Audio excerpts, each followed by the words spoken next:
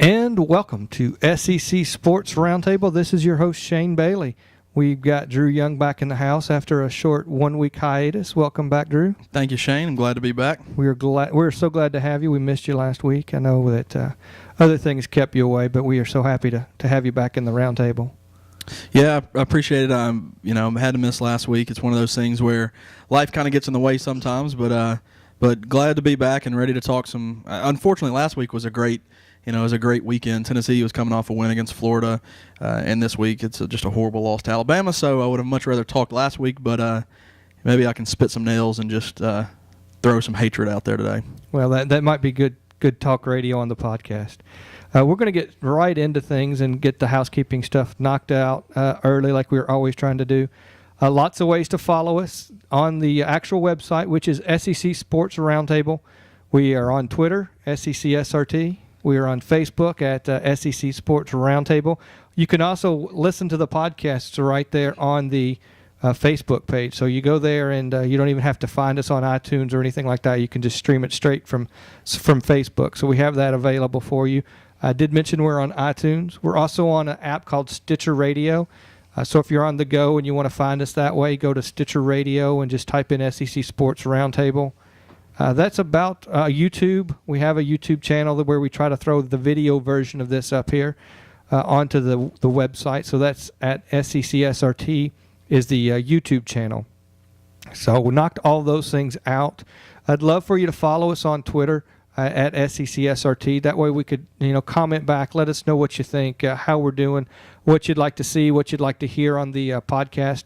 I know that you probably don't want to see our pretty faces, so there's probably a good reason why we do an audio podcast mostly.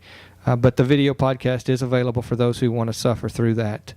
But let's get right into discussions here. I think there's, outside of basketball talk, there's only been a little bit of news in the SEC this week, and that's in the baseball arena. And pitchers and catchers have reported to duty in the majors, but they're actually playing ball right now in some spring ball and some scrimmages in SEC world. And Florida was ranked by the coaches as the number one picked preseason team for baseball. Yeah, I mean, it's just like any other sport. The SEC's kind of dominated the whole college landscape. Back-to-back national championships for South Carolina. I know they're rebuilding a little bit. I say rebuilding, but when I say that, it just means they're not expected to win the championship this year. But yeah, Florida's got a good team. Vanderbilt may be a little down. I can't really speak on it as much as I know they're a lot like South Carolina. That a lot of youth this year, a lot of freshmen and some sophomores are going to have to really step up. But Vanderbilt's built a strong program. So Sure. Tennessee's got a new coach. Dave Serrano came over from Fresno State. Maybe not Fresno State, Cal State Fullerton, I believe.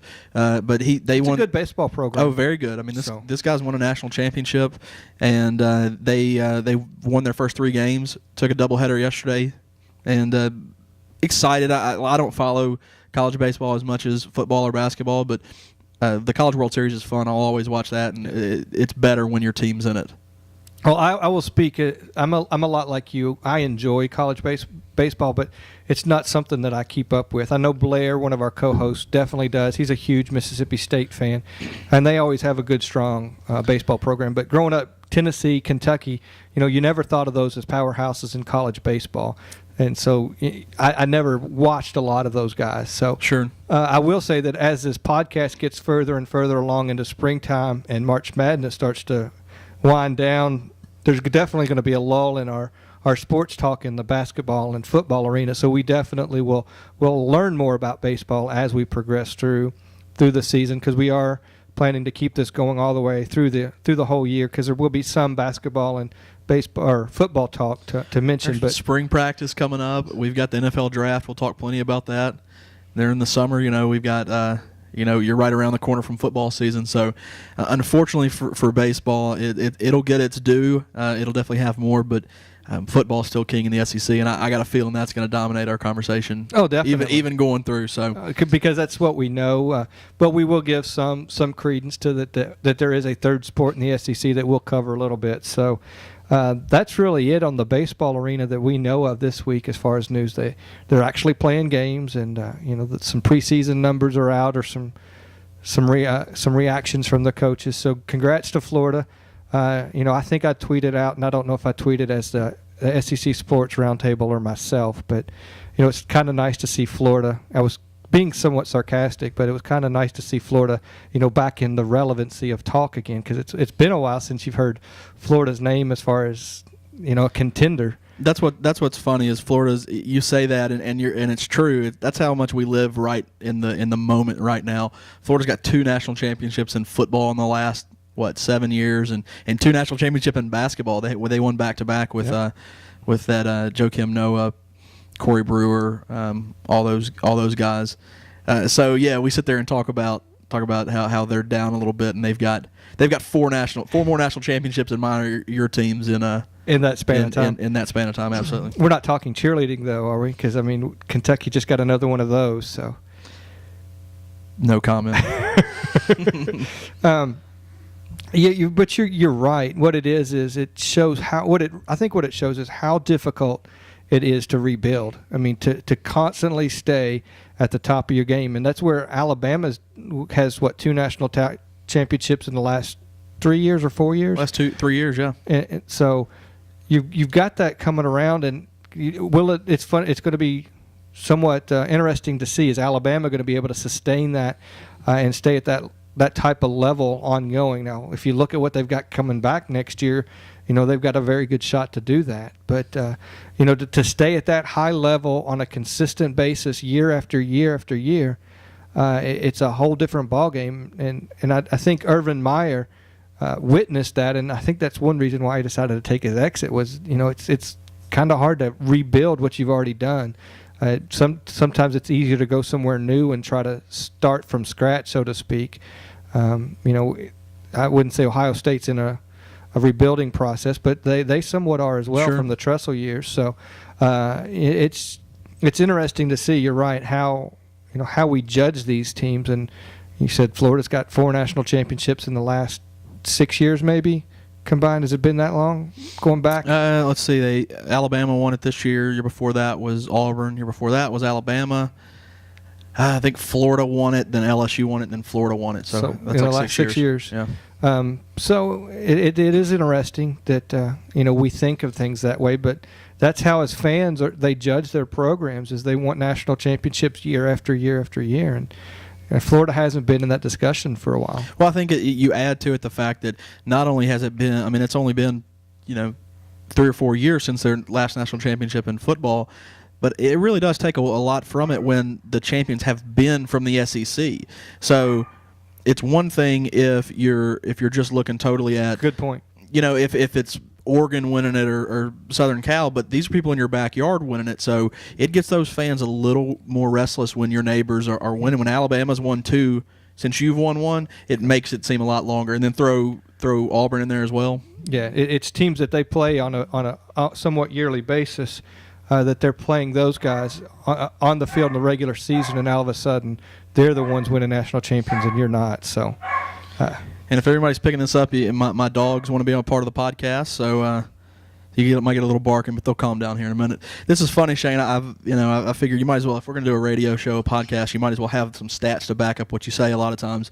And so I pulled up the preseason rankings in college baseball, and you're correct. Florida is the number 1 team, and throw in there that I'm saying South Carolina might be rebuilding. They're actually number 3, so probably not much of a rebuilding process, but it's incredible. Where's Vandy? Vandy is actually because last year Vanderbilt was the first time they've made the College World Series, so they're a program that's taking it to the next level over the last couple of years. They're moving towards being a contender every year, but last year was the first year they actually made it to the World Series in baseball. They made some super regionals, but it is funny. 5 of the top 10 teams in the nation are from the SEC.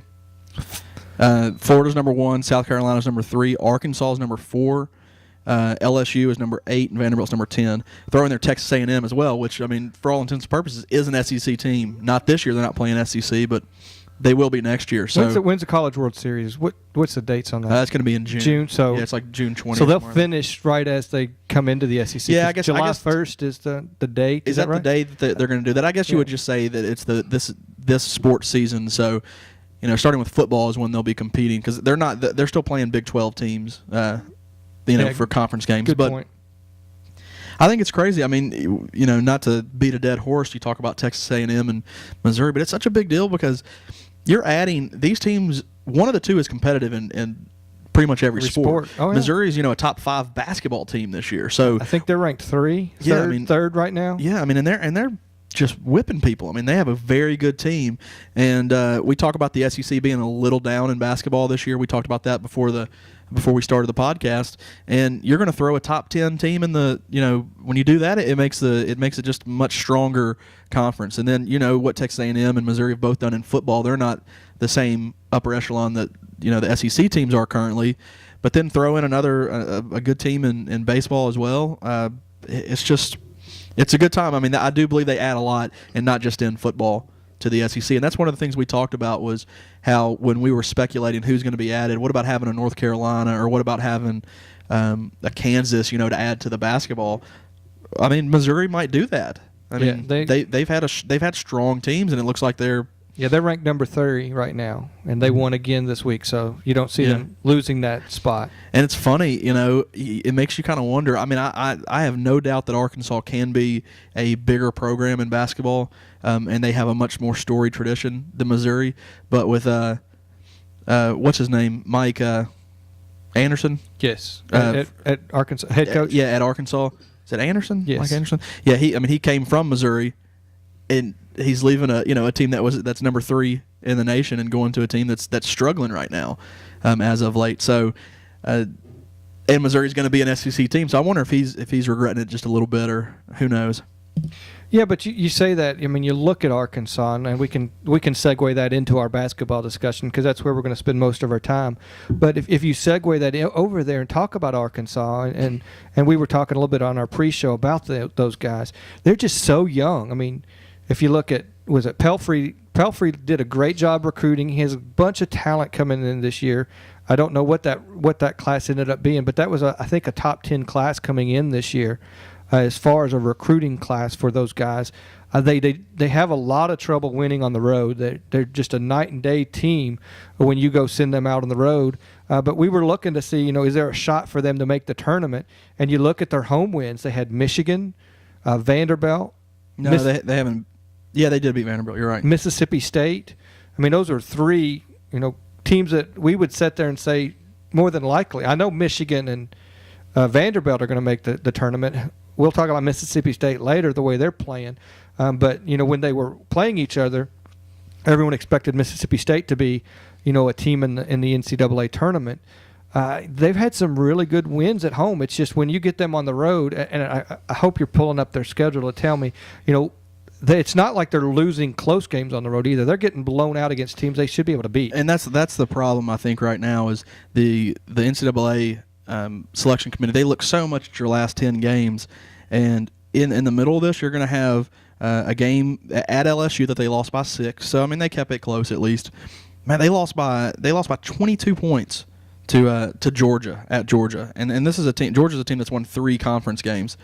They won against South Carolina at home, which everybody does, and then at Tennessee they're coming off a 19-point loss and then a 30-point loss at home against Florida. So 4 of their last 5 games they've lost, and 3 of those have been just absolute blowouts. So, we talked about it, and I think that even running the table these last few games, you're going to have a few good wins, but I still don't. If I go back to if Alabama couldn't make the tournament last year with the number 48 RPI and 12 wins in the SEC, I think it's going to be tough for a team like Arkansas to do it. And we look at the numbers again. What are they? They are 5-7 currently in the SEC. So if they win out, they've got 4 more games that put them at 9-7. 21-7? What is it? 21-10 overall? Is that right? Yeah. Currently, their overall record is 17-10, so it'll be 21-10. I just think, I think that's a team that really has to win the tournament, or at least win 2 more games. I was about to say, how many games, if they've got a first win out, and they don't have an easy road to win the next 4 games, do they not? No, they've got Alabama, which depends on what Alabama you see. They've got to go to Auburn, which the way they've been playing on the road, who knows? Auburn just beat Mississippi State yesterday. And then you've got Ole Miss, who's a 5-7 team, and then they finish with at Mississippi State, which is going to be a tough one too. Yeah. So they get a at best couple they're going to have to win all 4 of those. Oh, yeah, absolutely. And I think that if they win all 4 and they win 2 games in the tournament, I still personally I don't think they're in. I think they have to win the tournament. I think there are quite a few teams that pretty much their last ditch effort to get into the tournament is by winning it. So I would put Arkansas in that category. They are the one team though that I think could go to the championship game and be on a hot streak and have a chance to make it. But the way they're playing right now, there's nothing that tells me that they can do that. So I think Arkansas has got a very tough road to hoe. So let's look at the other team that's sitting at 5-7 that has the outside chance of getting in, and that's Ole Miss, who just got. They tried to play with Kentucky, but and got it close there in the second half. Nobody can play with Kentucky though, so. You're right. It's just impressive. 12-0 and 26-1. They're 50-game win streak at home. Yeah, they're pretty strong. Yeah, that's almost just an automatic loss you put on your record there. But there for a while it reminded me of an early round of the tournament where a team sticks with that high seed program through the first half and through part of the second half, and then all of a sudden they just are able to. They're more talented and are able to stretch it out. Because Ole Miss kept it close for a while, but then all of a sudden they just kept stretching that lead. And one time I think they had it up to 23-point lead for Kentucky. Yeah. And they let them chisel away a little bit at that to end it. But, they're at 5-7, and they've got – who do they have left? You mentioned they've got Arkansas. They've got at Tennessee. They play at home against LSU, at Arkansas, and then have Alabama. This is a team that there is no doubt they have to win the championship to make it. They have no solid. The only good win they have is at home against Mississippi State. They played a very, very weak out-of-conference schedule. The only ranked team that they played was Marquette, and they got beat by 30, and that was a home game. So I'd say this is just a team. There is no doubt, and their RPI is no good either. I don't know exactly what it is, but they got to win the tournament. That's all there's to it. I totally agree with that. They, they had to beat Kentucky to have a legitimate shot of having a chance to make the tournament without winning the SEC. Their RPI, they do have a 63 RPI, but once again, they've only got they're at 15 wins, so winning out and making the championship game is going to get them to another 6 wins, so 21-10. No, they got to win the tournament. That's all there is to it. And what's interesting about this, and I'm starting to hear a recurring theme is there's 6 teams at 5-7 or 6-6. Correct. 4 at 6-6 and 2 at 5-7. So half of the SEC has a mathematical chance, basically, of still making the tournament. But if you look at the next 4 games for those 6 teams, almost every one of those games is against each other. It's all inside there. So I don't think you're gonna see any one of these teams be able to win all 4 games that they have left. Each of them are going to have a loss somewhere. Yeah, you've got we've mentioned the 2 5-7 teams. The 6-6 teams are Mississippi State, and they've got to play Kentucky. They also have to play at Alabama, at South Carolina, and Arkansas. They probably have the toughest road left. And they put themselves in that position yesterday with that loss. Oh, Mississippi State's had bad losses this year. Let me pull up their schedule, but they just can't lose those games. Yeah, and if you notice the teams that I've talked about. We've talked about Arkansas and Ole Miss. We're saying, one of their good wins is against Mississippi State. So they keep losing to teams that they really shouldn't be losing to. And I think if Blair was here, who's on the podcast normally, he would say the exact same thing. I think that's the reason why he's not here. Is he would be so mad that we're talking about how bad Mississippi State is. That is funny. You did say that. He would go off on such a tangent, and I don't know if we'd get him to stop. But and I think it's just I'm at the point now where I think that Mississippi State's going to get the benefit of the doubt because they are so talented, and Arnett Moultrie's a great player, and DeBost. I mean, they have the star power, and they've kind of got the pedigree. So I do think that they'll get the benefit of the doubt. But, their RPIs, they're number 50 RPI, and that's kind of where you get in the range of you really want to be in the 30s to almost assure yourself. You look at Vanderbilt or Alabama last year where they were 48 in RPI and didn't make it. You really, and the RPI is a big number. And if you notice, Bruce Pearl, who's on one of the local radio shows, he talks a lot about it, and he says that strength of schedule, those good wins, those top 50 RPI wins, and what your RPI ranking is, that's really a good indicator. And if you want to look at who's an expert, he'd made the tournament with Tennessee 5 years in a row. So he's a guy that has some credence and does know what it takes to make it, and I do think that's the formula that you're looking for. You look at what's going to really help Mississippi State is, they did play a decent out-of-conference schedule, with the Texas A&M and Arizona getting those 2 wins. They were both ranked when they played them. They played a Baylor team, a very strong Baylor team, to a 2-point loss. But the problem is, the conference games that they've lost is at Arkansas. You like to see that one be a win. Ole Miss, and then they're really on a 3-game losing streak to Georgia, LSU, and Auburn. Yeah, 2 of those games in overtime, and I think that's gonna, that'll help them a little bit. But once again, just exactly what we said with Arkansas, their last 3 games are on a 3-game losing streak, and you don't want to be losing at the end of the season. Yeah. So of their last 10 games, if they win out their last 4, that means they're 5-4 over the last 10 games if they win out. Correct, but they're not going to win out. They've got Kentucky, and then they've got at Alabama, and Alabama's. I think they're a talented team. There's a reason they started off the season ranked so high, and they're going to get Mitchell back, and they're going to get JaMychal Green back. You think both of them are coming back? I would imagine. I don't know the insides to that, but it's been 4 games. Yeah, but you just don't. I just don't think you normally suspend guys for. I don't know. Generally, you just suspend them for 1 or 2 games. Yeah. It says a lot about the 1, whatever they've done, and 2, that Alabama is serious about this discipline, and I don't know if they'll come back, but that's going to be a tough one. That's at Alabama. That's not one. That's one that you're gonna think that Alabama's going to be favored in. And now Mitchell's a junior, right? Yeah, I couldn't tell you. I think so. I think one of them's a junior and one of them's a senior. Well, JaMychal Green's going to be a junior or a sophomore, one of the 2. It's a junior, I believe. So JaMychal Green will be back. Then Mitchell's a senior. Yeah, that makes sense. Have you seen him play his last game as a Crimson Tide? I don't think so, but I don't have enough information on the. I haven't done as much research. I don't know exactly what's going on. Alabama's done a very good job keeping that whole thing tight-lipped about what they've done. To have that kind of a suspension, to have four games for Mitchell and 3 games for Green, that's just a lot. And, I agree. But they looked well against Tennessee. They came out and they played hard. Yeah, just good defense, and that's what you got to do against Tennessee is pressure them and make them turn the ball over. I think they had 17 steals against Tennessee, and it's hard to win when you do that. And they got Eddie Lacy. Is that his name? Yes, I think so. What's the running back's name? It's something Lacy. I think you're right. Yeah. Well, his last name's Lacy. I can't remember. I might be mixing up his first name.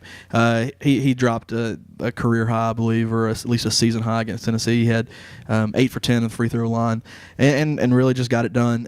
That's a big win against Tennessee, where Tennessee had a good streak going and really just dominated that game without your top 2 scorers, and Relaford coming off the bench. So. Alabama's a team that, I think that we talked about this earlier, is I think they're going to get a little bit of leeway for, they've been on the bubble a couple years, and last year really on the bubble.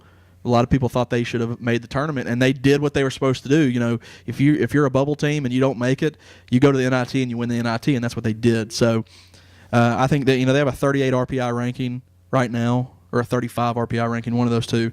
And, once again, it's just they played a pretty weak out-of-conference schedule. They don't have a lot of big wins to hang their hat on. But they've also, look at their next 4 games, and there's another loss there. Well, I mean, they've got Arkansas. Potentially. I mean, there's. Well, yeah, they've got at Arkansas. They've got Mississippi State. And we talked about how hard it is to play at Arkansas. Mm-hmm. They've got Auburn and they've got Ole Miss. So not the toughest. Is Mississippi State a home or away for Alabama? Mississippi State's at home. So I would think that Alabama, one of those two is going to get in. I would think. I just don't think you're going to only have 3 teams. Yeah. Well, Jerry Palm has both of them going right now. Yeah. No, I would think that both of them have a pretty good shot right now, but I think they can. I think if this makes sense, I think they would be playing their way out as opposed to playing their way in. Yes. They need to both take care of business. Mississippi State can have some leeway. They're probably going to be able to lose to Kentucky and not. I mean, that's not a game they're expected to win. All they can do is help themselves in that game. But they have to play well. Oh yeah, but Mississippi State needs to win those last 3 games. They each need to. They're battling to. Those are the 2 teams that need to battle to get that 4 seed and get that first round bye. All right, so we're going to give Mississippi State the win against Alabama. So who does Alabama have left? Those other 3 games that they have to win? They got Kentucky, South Carolina, and Arkansas. So I mean, Alabama does? Oh, no, Alabama. Sorry, they would have to. They've got at Arkansas, Auburn, and at Ole Miss. So they could definitely do it. Yes. So they can lose. They can lose to Mississippi State, and Mississippi State can lose to Kentucky. But I don't think Mississippi State can lose to both Kentucky and Alabama. Yeah, and I don't know. I mean, that's going to be that has you 8-8. Yeah, that's got you 8-8, and probably needing to win a game or 2 in the tournament. That's got you at 8-8. And realistically, you're not going to be a top 4 seed, so you're not going to have the bye, which might be a benefit. Giving that extra wins. Yeah. Yeah, that's a great point. I mean, when you need wins to make yourself eligible, that bye might not be the best thing when you're the 4th team. And this might be the it's crazy to say. I mean, last year the SEC only having 4 teams in the tournament. I think they'll get at least 4 in. I just don't think I mean, now with the field expanded to 68, it's going to be tough to have a major conference only get 3 teams. Only get 3 teams in, and it could happen. Well, and last I looked, the Big 12 still has forecasted 9 teams to make it.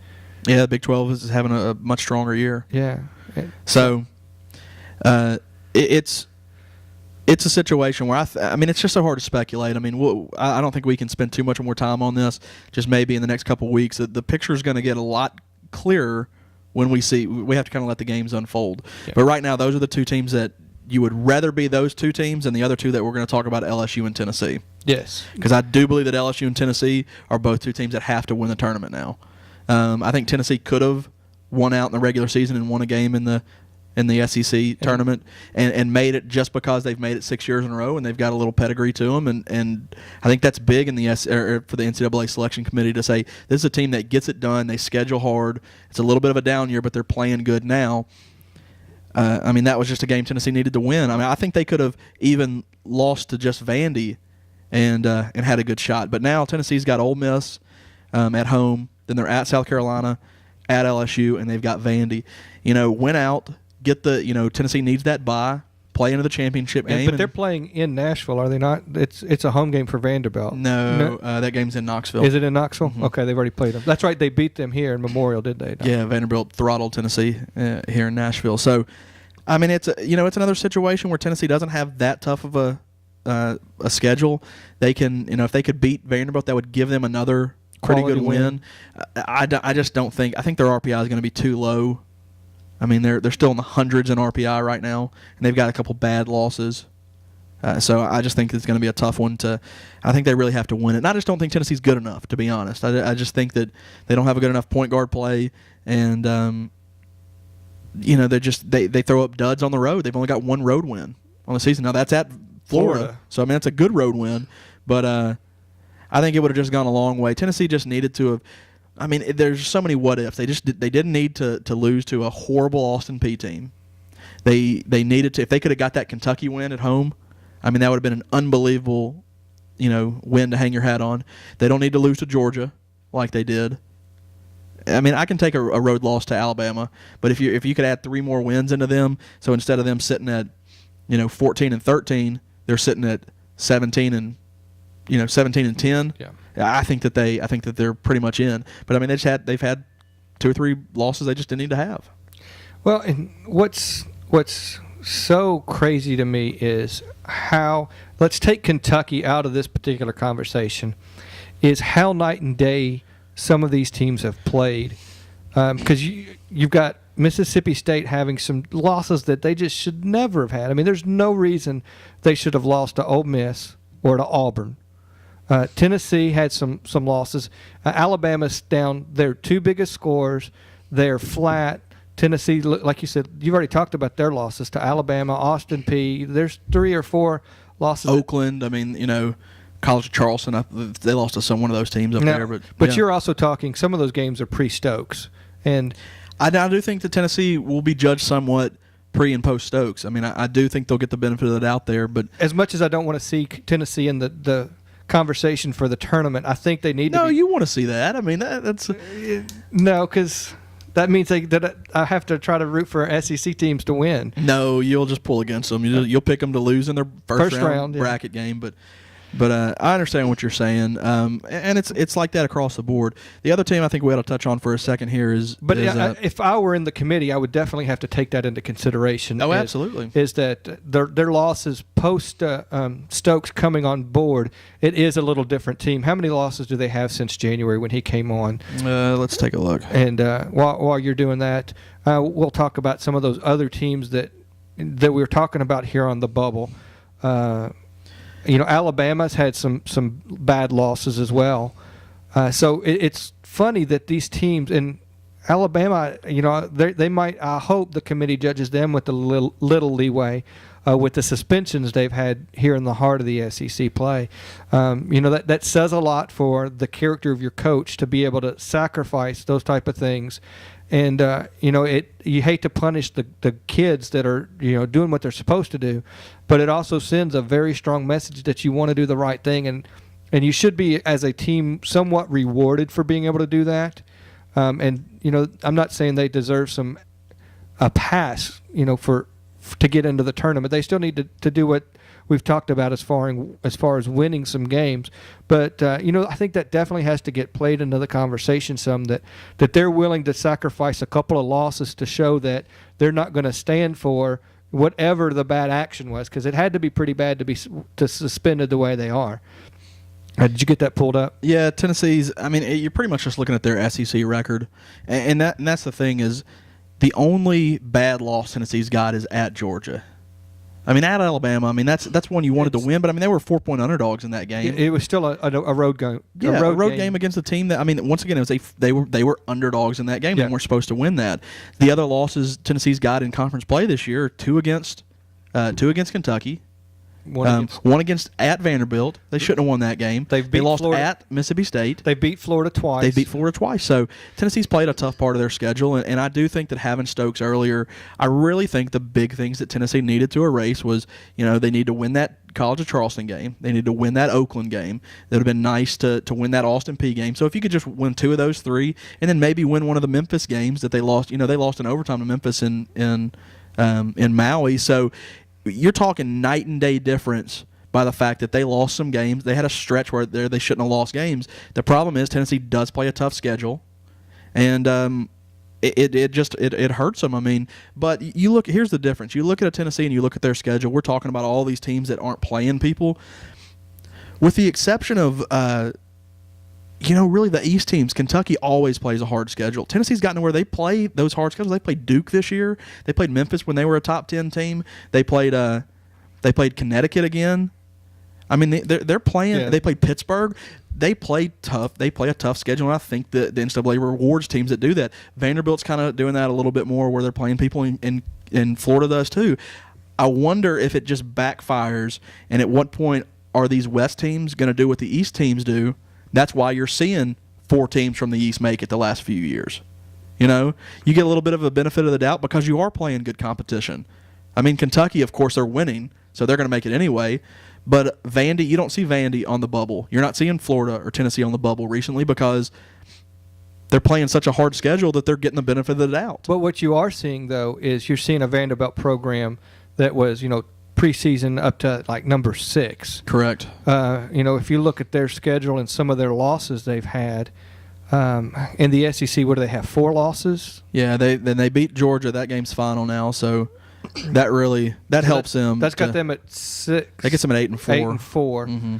Mm-hmm. But if you look at Vanderbilt, that's a team that, and if you take their 4 losses in the SEC plus some of their early season losses that they should not have lost, if you want to talk about a team that lost some games they should not have, you take that into consideration. Now all of a sudden, instead of being a 4 or 5 seed, you're talking Vanderbilt could easily be a 7 or an 8 seed. Yeah, and now you're talking one and done, because that's where they always have ended up, and they have trouble at that area in the tournament. Yeah, and I will say this: I think Vanderbilt's got 2 losses this year that that you didn't want to lose to. Cleveland State and Indiana State. Their other out-of-conference losses were Xavier, who was number 11 in the nation, and Louisville, who's number 6 in the nation. Both of those games were overtime losses. In the SEC, they don't really have a lot of bad losses. They lost against Mississippi State in overtime. They lost against Arkansas at Arkansas, which we've talked about how tough that place is to play. And they've lost at Florida, and they've lost against Kentucky. So I really think you're right about those 2 losses in the early conference. I don't know if it's going to hurt them. I'd still say that Vanderbilt's in my opinion, they're a 4 or 5 seed. They'll need to win a few more games to get their record there, but they still have Kentucky one more time, so there's another loss. And they got Florida too. Possibly. And they're playing at Tennessee. They've got a tough schedule. Kentucky's got 2 really tough games left. They've got Vanderbilt, which is going to be a home game at Rupp Arena. They also have to go to Mississippi State this Tuesday, and then they've got Florida at Florida. So they've got 3 tough games, and then another easy one stuck in there somewhere. They got Georgia at Georgia. But it's on the road. You should never think a road game's a give me, but that's a game that you shouldn't expect them to lose. No, they're playing Georgia at home. Is it? Mm-hmm. Okay, I retract they're at Mississippi State. They're at Florida, and they've got Vanderbilt. So I mean, here's the crazy thing: is Kentucky's 12-0, and they probably have the toughest schedule left. So that being said, they'll take care of business because they're the number 1 team in the nation, 26-1. 12-0 in the SEC. So that's what that's what the landscape looks like. So just to kind of break it down, I think that Mississippi State and Alabama can still play their way in or out of the tournament. I think they're in right now. LSU, Tennessee, Ole Miss, Arkansas, and then of course the bottom, Georgia, Auburn, takes a miracle South Carolina, to win the tournament. They're going to have to win the tournament. I think all those teams kind of have to win the tournament. I do think that you could see an Arkansas or a Tennessee maybe win and get to the championship game, put 5 more wins together. And if Tennessee did that, they'd be 9-1 in their last, or 9-2, 8-2 in their last 10 games, and have a good shot. And Arkansas's just got. I just don't think they're capable of doing it. Yeah, just with the schedule they've got left. They're and too the way young, they've too been inexperienced, and too hot and cold. I agree. To say that they're going to be in the tournament unless they.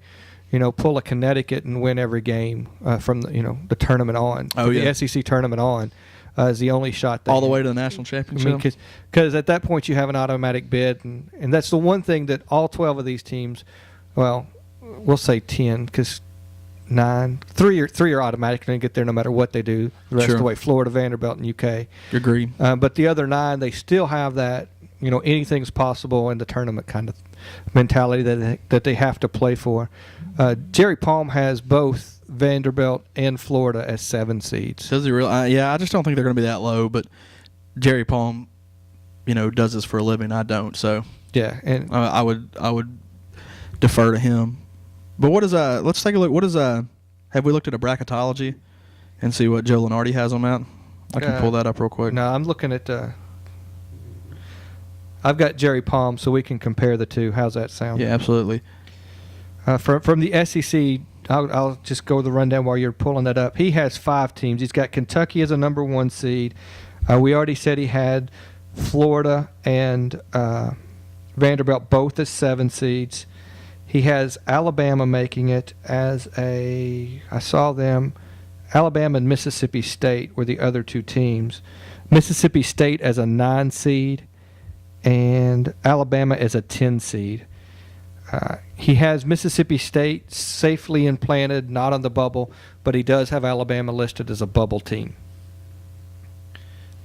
I just typed in bracketology in my search, and it auto-corrected to Bra Lido Oft. So probably not going to find anything there. Is that a new way to take a bra off? Is that bra? Jared Leto, oft. And for those who are interested, he's also got Kentucky set to play their first round action up in Louisville. For us here, they're going to have Louisville come to Nashville, which should be fun. He's going to have Alabama go up to Columbus. And then I know everyone just loves this riveting podcast. Looks like Omaha, Nebraska for Florida. And Mississippi State will travel to Pittsburgh, PA. So we'll see what ends up happening. I think from a Kentucky standpoint, and everybody is starting to lean towards them coming to play at Louisville. And I think that's there's some irony there. I don't know if you're familiar with the situation with Louisville's home court, the Yum Center up there. But, when they built that Yum Center and contracted it out, they basically said that UK could not play a home game there. So whenever Louisville or Kentucky has to play in Louisville at a neutral site game, they still have to go to the old gym. Is it Memorial? I think. What's it called? I can't even remember what it's called. Freedom Hall. Yeah. So Kentucky has to play at Freedom Hall when they play in Louisville. They can't play at the Yum Center, which is the brand new arena that was built in downtown. Well, I can assure you, if they go to the NCAA tournament, they're not putting that game in the. Oh, it's at the Yum Center. It's already. Yeah, exactly. So that's the irony there, is that they're going to go to the tournament to be able to play that game at Yum Center. So. Well, Joe Lunardi is very similar to Jerry Palm. He's got Florida as a 5 seed. He's still got Vanderbilt as a 7. Same deal with Kentucky. Let me find Alabama and Mississippi State here. He's got Mississippi State as an 8 seed. And what'd you say? Palm had 10. Alabama was a 10 seed. Let's take a look. And I can't find Alabama. So maybe he doesn't have them. No, then. he's got him as a 10 seed against Notre Dame. So very similar thinking. And I know that Lunardi is generally. I mean, he gets like he usually only misses 2 or 3 teams in the entire thing. So it's really if you want to know if your team is on the bubble or getting in there, just take a look at that. So 5 teams, kind of similar to what we've been saying. 2 of them can kind of play their way out. I think that Vanderbilt, Florida, and Kentucky are in. But yeah, I think we're safe to say that there's going to be 4 teams. It's just, can a 5th team find a way to make it into the tournament?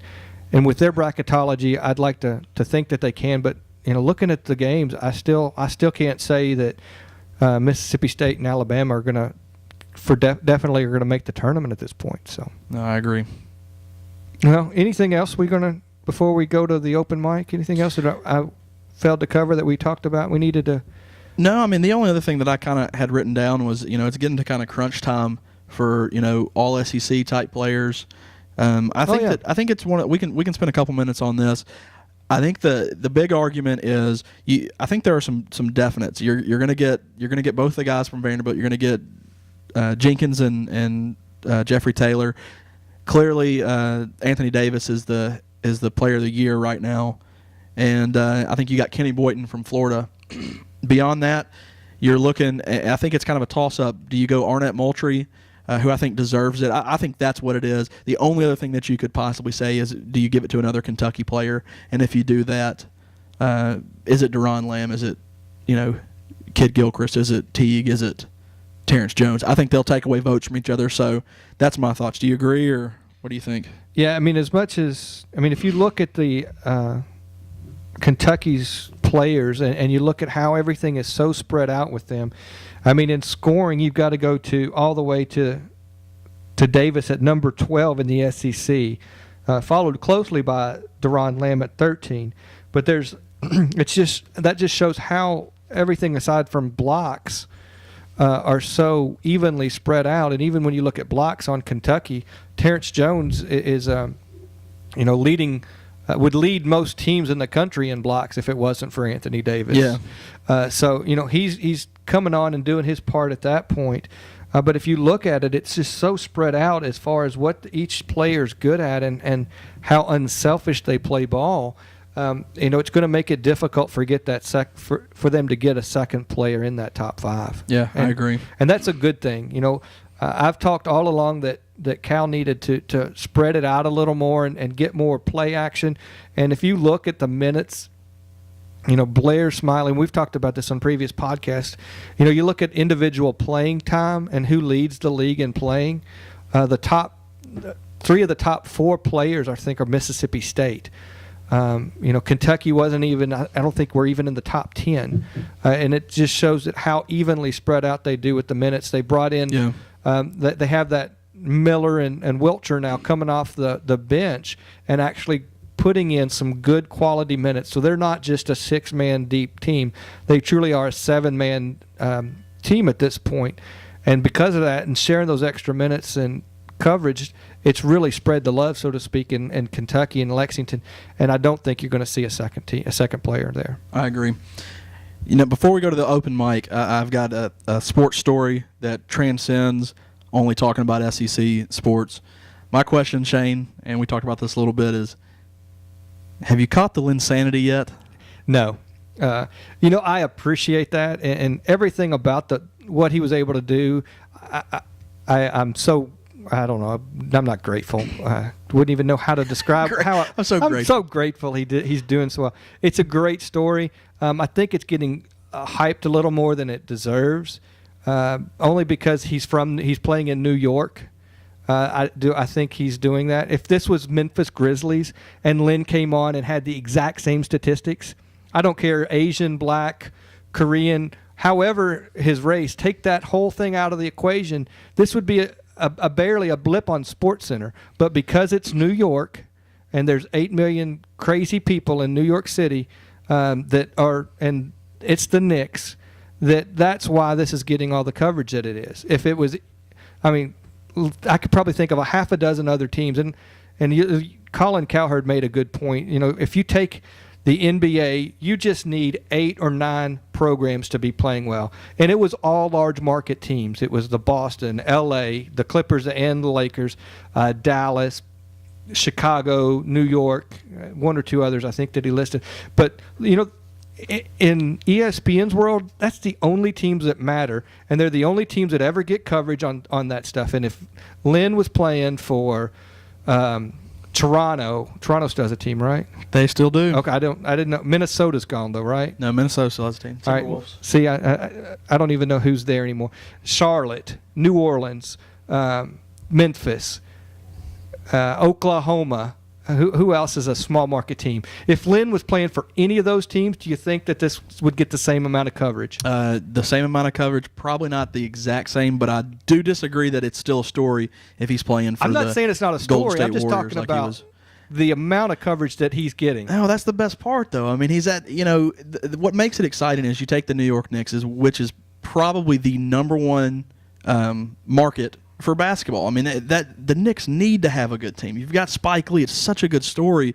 They've been so starved for a good basketball team with Isaiah Thomas running them into the ground. And I'm not a huge NBA fan. And Memphis doesn't need a good lift me up program. Here's the difference. New York has 8 million people in it.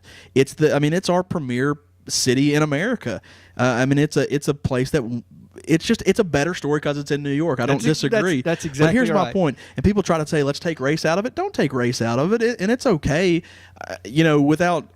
I don't mean that. If there was a black guy in hockey that all of a sudden was just scoring, hat tricks left and right, I think that would be a great story. I wasn't meaning because he's American Asian born that's not the story. I'm just saying solely because he's in New York. That's why this is getting the story, the pub that it's getting. Partly. I'll agree partly, but I do think that it's I love it. It's incredible. Right now, I think you're a Knicks fan, are you not? Well, no, I'm an Allen Houston fan because he's the only player from Tennessee in my generation that's actually done anything in the NBA. And he played for the Knicks. And he played for the Knicks. So, yeah, when he was there, I rooted for him. So if I had to say, if somebody said, who's your favorite NBA team, I would still say the Knicks just because he's part of the organization. But by no means do I own any Knicks paraphernalia. Have I ever been to a game? No, absolutely not. But I just think it's exciting. I mean, this kid's going out there, and yeah, I mean, he's turning the ball over some, but this is his first year he's playing. He's scoring he's scoring 25, 28, 38 points a game. He's going up against Kobe Bryant, and now that was an amazing game with so much coverage. He put up 38 going up against Kobe. I'll give you that. That was a great performance. And that's really what started the whole hype and talk, was that you had New York at L.A., and nobody came out and basically schooled Kobe Bryant. Well, let's just tell me if you're impressed by these numbers. This game just went final, okay? New York, who was 7-15, 8 games below 500 when the LinSanity began, they have just finished playing the Dallas Mavericks. They won 104-97, so against the defending NBA champions. And I think, what are they, 20-11, 20-12 now? 20-12 for the Mavericks. The Knicks win to go to 16-16, so to go back to 500 from being 8 games below 500, right in the thick of the playoffs. I mean, you need to be about a 500 team in the East to get one of that 7 or 8 seed. Jeremy Lin, plays 45 minutes of a 48-minute game. 28 points, 14 assists, 5 steals. He did have 7 turnovers. He had the most turnovers of anybody, but 28 points and 14 assists in that game. Those are good enough. But the performance before, where ESPN has gotten bashed for their headlines. Yeah, that was just that was a tough one. That was. You just can't do that. I mean, fortunately for us, like if I said something like that on a podcast, like I don't get paid for this. You could just tell me I couldn't do the podcast or something. Well, we've had lots of people complaining that that were fans of the union, that Cornwallis didn't deserve that kind of treatment. Yes. We had a lot of our British listeners were very upset with our American Revolutionary War talk. But that's too bad. If you don't like it, if you're a red coat, then you need to just get off Spotify. But or Stitcher, either one. You called it Spotify for about 3 weeks, so did. I'm stuck on that. But no, the last game performance, I mean, he had sparse minutes. He didn't play hardly at all that fourth quarter, and that could have just been. They had that game pretty much at hand, I think. Did they not? Or was that they lost? That's the game that they lost, where he had 9 turnovers. Yeah, he had quite a few turnovers. So. So they needed him there, and if you look at it, what was his minutes in that performance? Let me pull it up. All right, but I'm not saying that it's not a great story. ESPN controls what's news, and I'm a little jaded in the fact that I don't want them to have to tell me what's news. I don't need for them to spend, 35 minutes out of an hour Sports Center talking about LinSanity. There's more stuff out there that's happening in the sports world that I would like to be informed about, and let me, as a person, make the decision that that's a good story and talk about it. I don't need them to jam things down my throat and tell me what's going to be the news. And that's where ESPN's awful at that. Is they, yeah, if you want to think we're biased, look at an ESPN Sports Center and determine what's news. They control what they think is news, and it doesn't mean that they have a particular favorite team, but they control what they think is newsworthy. And as a news outlet, that's not what you're supposed to do. You're supposed to report the news. Yeah, and they become the story too. You're exactly right, and I don't disagree, because like I got tired of the Tim Tebow story. Yeah. I mean, that's all we heard about, and I just don't think Tim Tebow was that good of a pro quarterback, and I think he got exposed in some games. But it is weird. This is one of those situations where I would take Jeremy Lin news through half of Sports Center. I'm enthralled by it, and I think. But how many ways can you talk about the same thing? And like last week, he had 2 games in a 5-day span. And it was nonstop. It covered sports radio and ESPN. There had to be more stuff going on that you could at least cover some stuff. It doesn't need to just take up your entire day and your whole conversation. Yes, it's a great story, but there had to be some other things going on that deserve to be talked about. This is what it tells you right here. Trending on Twitter right now. Lin. The Knicks and Lin 28. Yeah, that's how many points he scored. So. It's just I'm excited. I think it's a great story. I don't disagree that at some point it's going to be a little overkill, but I'm one of those guys. At some point, it's not already there. I think once you no, I don't know. I think it's an incredible story. I think it was fine through the first 4 games where he has broken records, but now he's came down to earth. He had a mediocre performance last game, so now he had 26 points and 5 assists. That's pretty good. On the and 9 turnovers. What was the game before that? Then the game before that, he had 10 points and 13 assists in a 15-point win. So. Which he didn't play. He didn't play much in the fourth quarter. Okay, that's the game I'm thinking of. Really so I'm mixing up those 2 games into one. But if you look at it, he's still performing well, game after game. But I don't think he's got the record anymore. Does he have the most points scored through the first 7 games or 8 games? Oh, I'm sure he does. I'm sure he's just breaking. You quit hearing talking about the records, so apparently he doesn't. Or they would, they drilled it into your head. You had to watch SportsCenter. I think every 2 minutes they were telling you he had more points scored in the first 4 games than anyone since the ABA came around. I mean, I guess my point is that they're 8-1. I mean, so they're winning like Tebow, and what I like about it is he is backing it up with some stats. Tim Tebow was winning games and he looked horrible doing them. Jeremy Lin's winning games and he looks like an all-star. Yeah. So it's fun. I'm glad we don't have to keep talking about it because once again this is SEC. Podcast, but it's an exciting story, and I think it just needs to be talked about. And he went to Harvard, so yeah. I mean, it's a kid out of nowhere. I mean, he's at Harvard, and I do love the fact that the other guy on the Knicks went to Stanford, and they do that little thing with reading the book. Really? Like they're smart, which they are smarter than me. I mean, I don't think was that Jared Jeffries or something? I think he might have gone there. They do a cute little thing that SportsCenter shows about every 2 days. So. But what else you got? You're wrapped in LinSanity, huh? It's an exciting story. I'm bought in. I'm not saying I'm not extremely happy for the kid. I do think it's a great story. I think that it's awesome that you still.